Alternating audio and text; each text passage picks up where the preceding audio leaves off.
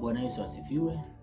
Tunazidi kupiga hatua bado kuhusiana na ile topic ambayo nilikuwa nimeanzisha, kwa nini haujafanikiwa. Na nadhani nilikuwa nimefika katika ile season 6, nataka niingie kwenye ile season 7 nikiwa na imani ya kwamba yote ambayo nimekuwa nikifundisha yamekuwa ya msaada kwako, na kama ukifuatilia, nina imani ya kwamba utapata sababu yako kwa nini bado hujafanikiwa na utapata kupiga hatua. Sababu nyingine ambayo inaweza ikafanya mtu asije akafanikiwa ni kwa sababu ya kujipambania mwenyewe bila kuhusisha ulimwengu wa kiroho. Unaposoma kwenye kile kitabu cha Mambo ya Nyakati wa Pili mlango wa 20 mstari wa 15, Yehoshafati anaambiwa na Mungu ya kwamba kwa maana vita sio vyako bali vita ni vya Bwana. Ili uwe na uhakika wa kushinda vita kama mtu uliokoka, lazima uhakikishe kwamba unamuhusisha Bwana vita yako. Maana watu wa falme za giza wao wenyewe wakiona kwamba umekuwa changamoto kwao, huwa wanaajiri spirits ndio ziwasaidie kupigana vita.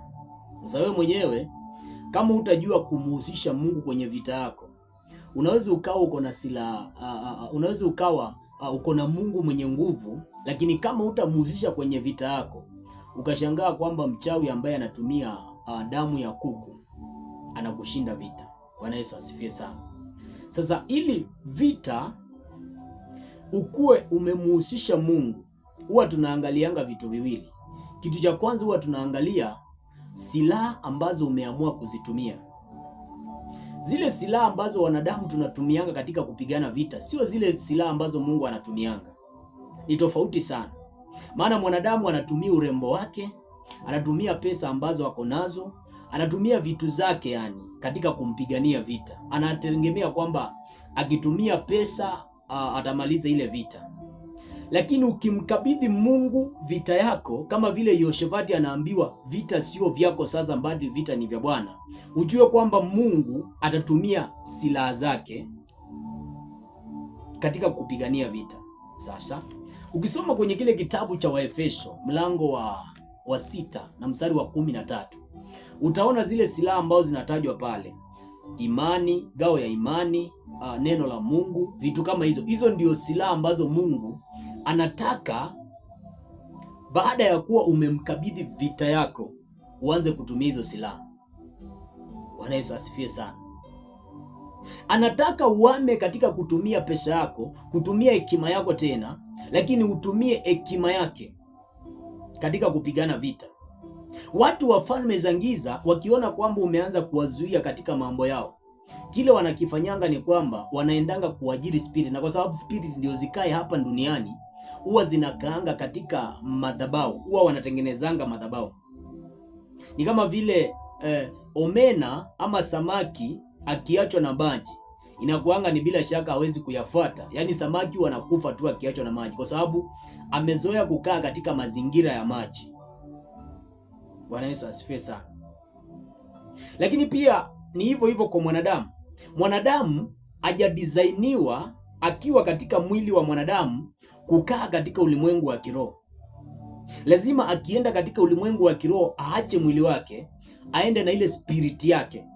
Sasa spirit ili zije hapa duniani na kufanya kazi, kile ambacho wachawi na waganga na washirikina wanakifanyanga ili waajili hiyo spirit ikuzuie, ikupige vita, huwa wanatengenezanga madhabahu. Na nilifundisha huko nyuma nikasema kwamba tunapoongelea kuhusiana na madhabahu, tunaongelea kuhusiana na kiunganishi cha ulimwengu wa roho na ulimwengu wa mwili. Hiyo ndio maana ya madhabahu. Kwa hivyo kiufupi, madhabahu ndio station ya kukaa mashetani yakingojea kutumwa. Ndio station ya kukaa spirit zikingojea assignment ambao ile assignment wanadamu wataitoa. Kwa hivyo wachawi kile wanafanyanga, wanatengeneza madhabahu. Wakitengeneza madhabahu, kama labda wanataka kukupiga wakuzuie katika jambo lile ambalo ulikuwa unalifanya, wanatengeneza madhabahu, na alafu wakitengeneza ile madhabahu, sasa ile spirit baada ya kuwa imeenda kukaa katika ile madhabahu, kuna kile ambacho hiyo spirit itahitaji. Itapewa na hao wachawi na waganga na washirikina, alafu ikipewa hicho kitu inaangizwa, inapewa masharti.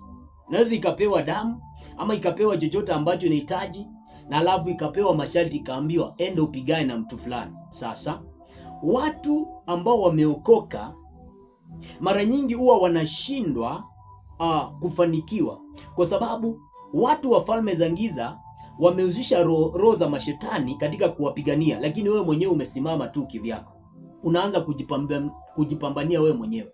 Ni vizuri ukamhusisha Mungu, ukahusisha ufalme wa mbinguni kwenye vita yako, na wakati ule ambapo umemhusisha Mungu kwenye vita yako, lazima uhakikishe kwamba umejiondoa kama, yani umeacha kutumia silaha zako kama mwanadamu.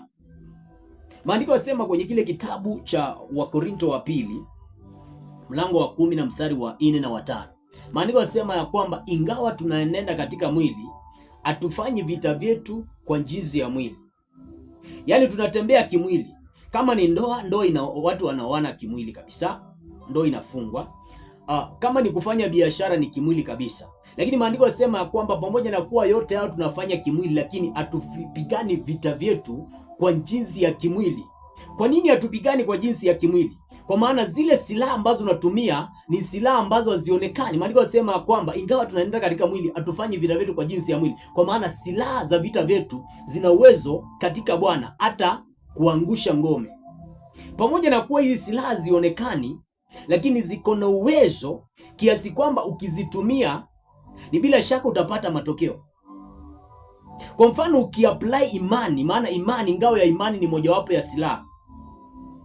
Pamoja na kuwa ile imani kuna uwezekano usije ukainguza kwa mkono, lakini ile imani itafanya kazi kwa sababu ni mojawapo ya silaha. Ukitumia neno la Mungu, ukitumia dirii ya haki, ukatumia haki, hizo ni silaha ambazo Mungu anataka tuzitumie kama tumeamua kuhamisha vita yetu kwa Mungu. Maana hizo ndio silaha ambazo Mungu anatumianga. Bwana Yesu asifiwe sana. Lakini ukiona mtu ambaye anasema kwamba nimempea Mungu vita yangu, lakini bado unaona huyu mtu anatumia pesa yake, anatumia umaarufu wake, anatumia urembo wake, ujue kwamba bado yule mtu hajamkabidhi vita yake Mungu. Bwana Yesu asifiwe sana. Kwa hivyo kutomkabidhi Mungu mambo yako, ndio maana maandiko yasema ya kwamba mkabidhi Mungu mambo yako, naye atayaimarisha, atayafanya kuwe sawa. Bwana Yesu asifiwe sana.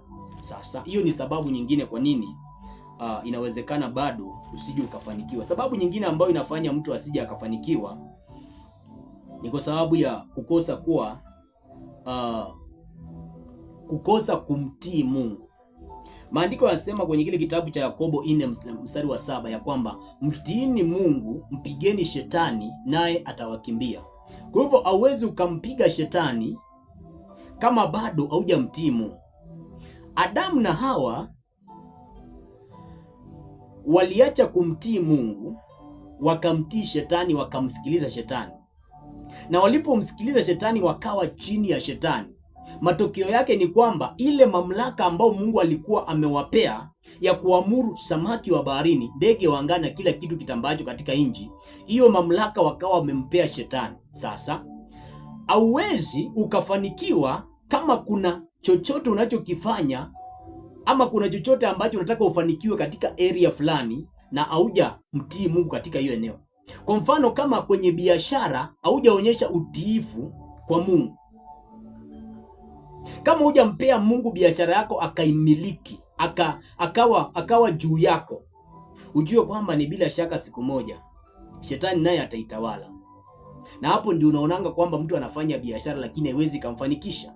Kama ndoa yako haujamtii Mungu, kwenye ndoa yako umemtii shetani, ujue kwamba shetani ndiye ataitawala ndoa yako, na ndio maana utaona kwamba ndoa yako itakuwa iko na changamoto. Bwana Yesu asifiwe sana. Kwa hivyo mafanikio huwa yanahitaji mtu amtii Mungu.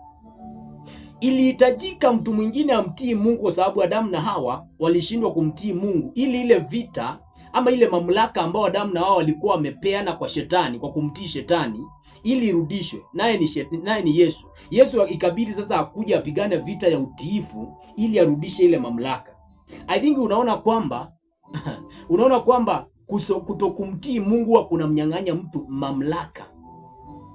ina